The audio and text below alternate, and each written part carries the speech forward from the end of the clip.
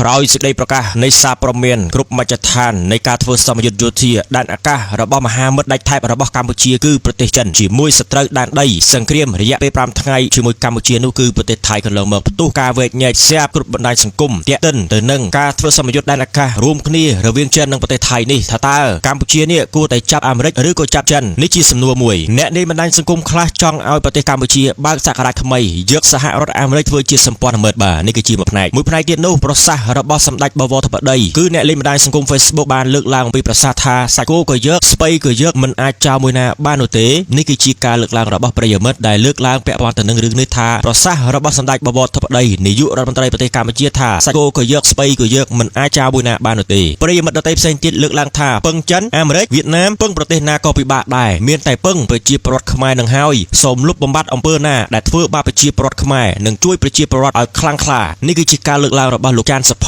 លក៏មានខមមិនពីបណ្ឌិតកិនភីដូចនេះថាត្រឹមត្រូវណាបងមានតែរដ្ឋនឹងរាជរួមគ្នានោះទេទើបរុងរឿងតែបើរដ្ឋប្រឹងតែសង្កត់រាជធ្វើបាបរាជមិនរួបរวมនោះរដ្ឋនឹងរុះរយជាមិនខាតនៅក្នុងប្រវត្តិសាស្ត្របានបញ្ជាក់ឲ្យថានៅពេលដែលរបបលន់នល់ឆ្នាំ1970ដល់ឆ្នាំ1975ចាប់សហរដ្ឋអាមេរិកត្រូវបានផ្ដួលរំលំមួយអានេះគឺកម្ពុជាចាប់សហរដ្ឋអាមេរិកលុះដល់ឆ្នាំ1975ដល់ឆ្នាំ1979គឺមានរយៈពេល3ឆ្នាំ8ខែ20ថ្ងៃតែប៉ុណ្ណោះមិនដល់4ឆ្នាំទេដែលប្រទេសកម្ពុជាចាប់ប្រទេសចិនគឺត្រូវបានផ្ដួលរំលំមួយទៀតនេះពីណាអញ្ចឹងបើកម្ពុជាចាប់ចិនក៏មិនត្រូវចាប់សហរដ្ឋអាមេរិកក៏មិនត្រូវដែរមើលប្រវត្តិសាស្ត្រឲ្យច្បាស់ទៅគឺ1970ដល់ឆ្នាំ1975ក្រោមការដឹកនាំរបស់លន់នល់ដែលលន់នល់គាត់ចាប់សហរដ្ឋអាមេរិកក៏ប៉ុន្តែប៉ុលពតចាប់ចិនក៏ត្រូវបានផ្ដួលរំលំដូចតែគ្នាអញ្ចឹងថាតើកម្ពុជាគួរតែចាប់ចិនឬក៏ចាប់អាមេរិកឬត្រូវលើកឡើងដោយប្រសាសន៍របស់សម្ដេចធិបតីថាសាច់គោក៏យកស្ពៃក៏យកបាទខ្ញុំអត់ដឹងដែរណាយកអីយកទៅបងប្អូនទាំងគ្នាឲ្យតែហូបឆ្ងាញ់បាទប្រិយមិត្តជាទីមេត្រីក្រឡេកមកមើលដំណឹងនាថ្ងៃនេះគឺពាក់ព័ន្ធទៅនឹងសមយុទ្ធយោធារវាងចិនជាមួយនឹងប្រទេសថៃឯនោះវិញនាថ្ងៃទី16កញ្ញា2025ដំណឹងផ្សាយព្រមព្រៀងពាក់ព័ន្ធទៅនឹងរឿងនេះក្រសួងការពារជាតិចិនបានប្រកាសនាថ្ងៃទី15កញ្ញាម្សិលមិញនេះថាចិននិងប្រទេសថៃបានកំណត់ពេលធ្វើសមយុទ្ធហ្វឹកហ្វឺនកងទ័ពដែនអាកាសរួមគ្នានៅចុងខែកញ្ញានេះហើយដែលធ្វើឡើងនៅក្នុងប្រទេសថៃដែលជាទឹកដីនៃការឈ្លានពានធ្វើសង្គ្រាមរយៈពេល5ថ្ងៃមកលើប្រទេសកម្ពុជានេះពីណាគេគឺចៅសៀមនឹងឯងសារព័ត៌មានប្រទេសចិនសិនហួរបានចុះផ្សាយដោយដកស្រង់ព័ត៌មានគេហទំព័រក្រសួងការពារជាតិចិនថាប្រទេសចិននឹងបញ្ជូនយន្តហោះយោធាជាច្រើនប្រភេទនិងកងទ័ពការពារដែនអាកាសដើម្បីចូលរួមហ្វឹកហ្វឺននេះនៅក្នុងប្រទេសថៃក្រសួងការពារជាតិចិនក៏បានបញ្ជាក់ផងដែរថាសមយុទ្ធយោធារួមគ្នានេះដើម្បីពង្រឹងជំនាញបច្ចេកទេសនិងយុទ្ធសាស្ត្រនៃកងទ័ពដែលចូលរួមហ្វឹកហ្វឺននិងដើម្បីធ្វើកាន់តែស៊ីជម្រៅនៃការជឿទុកចិត្តគ្នាទៅវិញទៅមកនិងកិច្ចសហប្រតិបត្តិការជាក់ស្ដែងនៃវិស័យយោធាប្រទេសទាំងពីរចំពោះរឿងនេះបើសិនជាប្រទេសចិនធ្វើសមយុទ្ធដែនអាកាសរួមគ្នាជាមួយប្រទេសថៃតើប្រទេសកម្ពុជាធ្វើសមយុទ្ធយោធាអីជាមួយនឹងប្រទេសចិនវិញម្ដងដើម្បីទប់ទល់ជាមួយថៃនេះធ្វើសមយុទ្ធយោធាដើម្បីត្រៀមបាញ់យន្តហោះចម្បាំងរបស់ប្រទេសថៃឬក៏យ៉ាងណាប្រិយមិត្តជួយខមមិនផងឥឡូវដោយសារតែប្រទេសចិនធ្វើសមយុទ្ធឲ្យកាន់តែស៊ីជម្រៅណាជឿទុកចិត្តគ្នាទៅវិញទៅមកផ្នែកដែនអាកាសការពារដែនអាកាសឥឡូវនេះបើសិនជាកម្ពុជាធ្វើសមយុទ្ធយោធាវិញជាមួយប្រទេសចិនថាតើគួរសមយុទ្ធបែបណាតាមរយៈការបាញ់យន្តហោះចម្បាំងឬក៏មិននេះគឺជាសំណួរមួយនៅក្នុងនោះពាក់ព័ន្ធទៅនឹងបណ្ឌិតកិនភៀបានសរសេរវែងអនឡាញដូចនេះថាក្នុងទំនាក់ទំនងអន្តរជាតិប្រទេសនីមួយៗតែងតែព្យាយាមពង្រឹងនិងពង្រីកទំនាក់ទំនងការទូតរបស់ខ្លួនជាមួយបណ្ដាប្រទេសនានាឲ្យបានស៊ីជម្រៅឲ្យបានច្រើនបំផុតតាមដែលអាចធ្វើទៅបានដើម្បីធានាផលប្រយោជន៍យុទ្ធសាស្ត្ររបស់ខ្លួនលើវិស័យនយោបាយការទូតសន្តិសុខយុទ្ធសាស្ត្រសេដ្ឋកិច្ចសង្គមវប្បធម៌មិត្តភាពដៃថែបរវាងប្រទេសកម្ពុជានិងចិនមិនមែនចងដៃចិនឬចងដៃកម្ពុជាមិនឲ្យពង្រឹងពង្រីកទំនាក់ទំនងជាមួយប្រទេសផ្សេងដទៃទៀតនោះទេម្យ៉ាងវិញទៀតកម្ពុជានិងចិនមិនមែនជាសម្ព័ន្ធមិត្តយោធាដែលចាំបាច់តម្រូវឲ្យប្រទេសនីមួយៗជួយច្បាំងគ្នាទៅវិញទៅមកដោយសម្ព័ន្ធមិត្ត NATO ឬសម្ព័ន្ធមិត្តរវាងជប៉ុននិងកូរ៉េខាងត្បូងជាមួយសហរដ្ឋអាមេរិកឬរវាងសហរដ្ឋអាមេរិកនិងលោកខាងលិចនោះទេបាទត្រូវណាយើងមិនមែនជាសម្ព័ន្ធមិត្តផ្នែកយោធាជាមួយនឹងប្រទេសចិននោះទេអញ្ចឹងហើយវាជាការបើកលំហនៃកិច្ចទំនាក់ទំនងជាមួយបណ្ដាប្រទេសនានាណាក៏ប៉ុន្តែយើងចាំពាក្យមួយគឺថាមិត្តដៃថែបបាទមិត្តដៃថែបគឺសំដៅទៅលើប្រទេសចិននឹងឯងកម្ពុជាក៏មិនអាចជួយច្បាំងចិនហើយចិនក៏មិនអាចជួយច្បាំងកម្ពុជាផងដែរតែអាចគ្រប់គ្រងគ្នាទៅវិញទៅមកជានយោបាយការទូតឬយោធាក្នុងករណីការគ្រប់គ្រងនោះមិនប៉ះពាល់ទៅដល់ផលប្រយោជន៍របស់គេត្រូវចាំថាទំនាក់ទំនងអន្តរជាតិគឺគិតពីផលប្រយោជន៍គ្មានមិត្តគ្មានសត្រូវគឺមានតែផលប្រយោជន៍តែប៉ុណ្ណោះអញ្ចឹងអ្នកដែលរៀនទ្រឹស្ដីនៃទំនាក់ទំនងអន្តរជាតិកន្លងមក IR ណាបាទ International Relation ហ្នឹងគឺខ្ញុំបានរៀនដែរគឺវាគ្មានមិត្តពិតវាគ្មានមិត្តមិនពិតទេណាគឺមានតែផលប្រយោជន៍មានថាគ្មានមិត្តពិតក៏គ្មានសត្រូវពិតគឺមានតែផលប្រយោជន៍ត្រូវចាំពាក្យនេះណាកម្ពុជាក៏ដូចនេះដែរមិនត្រូវពឹងទូតូនទៅលើប្រទេសណាខ្លាំងពេកអាមេរិកក៏ដោយប្រទេសចិនក៏ដោយវៀតណាមក៏ដោយគឺមិនអាចទុកចិត្តបានទាំងអស់មានតែពឹងខ្លួនឯងតែប៉ុណ្ណោះដែលអាចជាទីទុកចិត្តបានពុទ្ធសម្ដែងថាអតាហេអតណោនេថាខ្លួនទីពឹងខ្លួនបើប្រទេសនោះពឹងជ្រុលទៅលើប្រទេសដទៃខ្ញុំគិតថាទៅមិនរួចទេដោយទ្រឹស្ដីពុទ្ធដែលលើកឡើងចឹងមាន មានពីណាគេមកជួយយើងគេជួយយើងដោយសារតែយើងមានប្រយោជន៍អីមួយយ៉ាងឲ្យគេជួយយល់ទេអញ្ចឹងមានតែវិធីពង្រឹងខ្លួនឯងកសាងខ្លួនឯងបំរើប្រជាពលរដ្ឋឲ្យបានស្មោះត្រង់ឲ្យបានល្អបំផុតអានឹងគឺល្អហើយដូច្នេះកុំតូចចិត្តដែលចិនធ្វើសម្ពយុទ្ធផ្លូវអាកាសដែនអាកាសជាមួយប្រទេសថៃព្រោះចិនមានផលប្រយោជន៍ជាមួយប្រទេសថៃច្រើនជាងកម្ពុជាឆ្ងាយណាស់ទាំងសេដ្ឋកិច្ចពាណិជ្ជកម្មវិនិយោគការទូតយុទ្ធសាស្ត្រសន្តិសុខជាពិសេសថៃជាម៉ូតធំរបស់ចិនសម្រាប់ការទិញលក់អាវុធបើប្រៀបធៀបជាមួយថៃកម្ពុជាយើងទិញអាវុធពីប្រទេសចិនតិចជាងប្រទេសថៃឆ្ងាយណាស់អានេះគឺជាការកត់សម្គាល់មួយណាដែលលើកឡើងពីបណ្ឌិតកិនព្រាពាក់ព័ន្ធទៅនឹងការទិញអាវុធនេះប្រទេសថៃទិញអាវុធពីចិនច្រើនណាស់បាទមិនមែនទិញតែពីចិនទេអាមេរិកក៏ទិញក៏ប៉ុន្តែឥឡូវឈប់ទិញបាទ F16 របស់អាមេរិកបដូរទៅទិញ Gripen របស់ប្រទេសស៊ុយអែតឯនោះវិញណាសូមចាំថាកាលណាមានសង្គ្រាមរវាងប្រទេសតូចៗដូចនេះពួកមហាអំណាចតែងតែញញឹមញញែមនឹងស្រក់ទឹកមាត់ហើយព្រោះបានឃើញសាច់គោនៅលើជ្រុញហ៎បាទនេះខ្ញុំត្រូវថែមទេព្រោះលុយនឹងហូរចូលទៅក្នុងប្រទេសមហាអំណាចប្រទេសឈ្មួញអាវុធទាំងនោះបន្ថែមទៀតរាល់ពេលសង្គ្រាមនៅក្នុងប្រទេសតូចៗនោះគឺជាឱកាសដែលប្រទេសមហាអំណាចឈ្មួញអាវុធផ្សាយពាណិជ្ជកម្មអាវុធរបស់ខ្លួនផងដែរនិងជាឱកាសលក់អាវុធរបស់ខ្លួនផងតទៅយើងត្រូវតែបន្តធ្វើពិធិដ្ឋកម្មបាទពិធិដ្ឋកម្មនឹងមានថាពង្រីកបានច្រើនណាពិធិដ្ឋកម្មការទូតយើងបន្ថែមទៀតដោយលើកកម្ពស់ទំនាក់ទំនងការទូតរបស់យើងជាមួយមហាអំណាចនិងបណ្ដាប្រទេសនានាឲ្យបានកាន់តែច្រើនបំផុតតាមតែអាចធ្វើទៅបានដោយជៀសវាងងាប់ក្រឡាជាមួយប្រទេសមហាអំណាចណាមួយមិនថាលើវិស័យសេដ្ឋកិច្ចនយោបាយការទូតនិងសន្តិសុខនោះទេសូម្បីតែបណ្ឌិតកិនព្រាហ្នឹងក៏គាត់បានសរសេរណាយើងត្រូវតែធ្វើពិធិដ្ឋកម្មបាទការទូតឲ្យបានច្រើនតាមតែអាចធ្វើទៅបានមានន័យថាពង្រីកផ្នែកការទូតគ្រប់បណ្ដាប្រទេសទាំងអស់កុំងប់ងល់ទៅនឹងរឿងប្រទេសណាមួយណាអារឿងងប់ងល់នេះអត់ត្រូវទេសូម្បីតែសិភៅមួយក្បាលគេអត់ឲ្យយើងងប់ងល់ណាមិនឲ្យងប់ងល់រឿងស្នេហាពេកមិនឲ្យងប់ងល់រឿងរៀនបានបន្ទូលល្អអីផ្សេងៗអាហ្នឹងក្នុងសិភៅ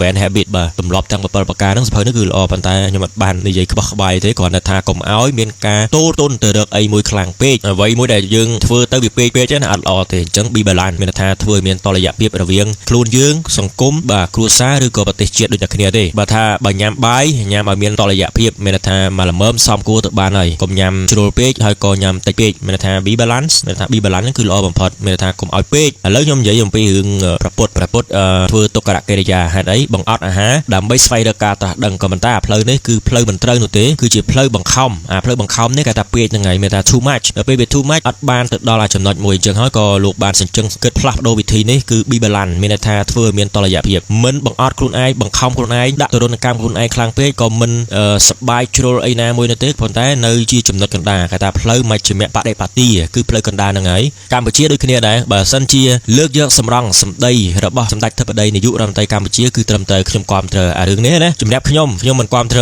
អីណាពេកនោះទេអាមេរិកក៏មិនចង់គាំទ្រពេកប្រទេសចិនគឺក៏មិនឲ្យវាទៅពេកមានន័យថា be balance ឲ្យមានតុល្យភាពរវាងប្រទេសទាំងពីរនេះគឺយើងទូទុនទៅរកសហរដ្ឋអាមេរិកបាទទៅក៏បានក៏ប៉ុន្តែក៏មិនចោលចិនផងដែរអារឿងនេះបើសិនជាចោលចិនខ្ញុំគិតថារឿងអាក្រក់ប្រហែលជាអាចកើតឡើងចំពោះប្រទេសកម្ពុជាថាមិនត្រូវមើលមិនឃើញណាក៏ប៉ុន្តែរឿងមួយទៀតគឺវៀតណាមអារឿងនេះបាទជារឿងរសើបមួយដែលខ្ញុំមិនសូវហ៊ាននិយាយទេបាទខ្ញុំនិយាយលេងណាប្រិមិត្តមានការបង្ហោះជាសំណេរផងដែរពាក់ព័ន្ធទៅនឹងរឿងសម្ពយុទ្ធយោធាចិនជាមួយនឹងប្រទេសថៃនេះដែលបង្ហោះសរសេរជាសំណេររបស់អ្នកលេងបណ្ដាញសង្គមមួយរូបដូច្នេះថាខ្ញុំយល់ថានេះអាចជាលៀបមួយរបស់ថៃហើយក៏អាចជាគ្រោះមួយរបស់ថៃផងដែរអញ្ចឹងគាត់លើកឡើងថាការធ្វើសម្ពយុទ្ធយោធាដែនអាកាសរួមគ្នាជាមួយប្រទេសចិនរវាងថៃនេះគឺជាលៀបហើយក៏ជាគ្រោះមួយរបស់ថៃដែរថាតើមានសេចក្តីយ៉ាងណាយើងស្ដាប់ទាំងអស់គ្នាជាលៀបគឺដោយសារតែបានធ្វើសម្ពយុទ្ធក្នុងខណៈដែលមានភាពតានតឹងនឹងខ្មែរហើយជាគ្រោះគឺដោយសារតែអាមេរិកអាចអន់ចិត្តនឹងប្រទេសថៃហើយក៏នឹងកាន់តែយកចិត្តទុកដាក់ជាមួយប្រទេសកម្ពុជាកាន់តែច្រើនជាងមុនផងដែ